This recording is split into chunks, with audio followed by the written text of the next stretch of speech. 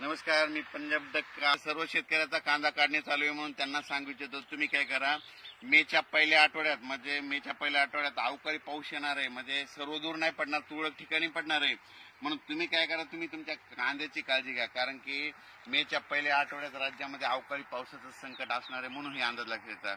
काय झालं की राज्यात सांगायचं झालं तर मेच्या पहिल्या आठवड्यात काय होणार आहे, गुजरात, इकडे मध्य प्रदेश, इकडे छत्तीसगड, इकडे कर्नाटक, तेलंगणा आणि इकडे आंध्र प्रदेश या भागामध्ये मेच्या पहिल्या आठवड्यात पाऊस पडणार आहे. त्याच्यामुळे आपल्या महाराष्ट्रामध्ये सीमालगत म्हणजे गुजरातच्या बाजूला उत्तर महाराष्ट्रात नंदुरबार, धुळे त्यामध्ये मेच्या पहिल्या आठवड्यात तिकडे तुरळक अवकाळी पावसाची शक्यता आहे. वारं पाऊस असणार म्हणून त्यांनी लक्षात घेतलं.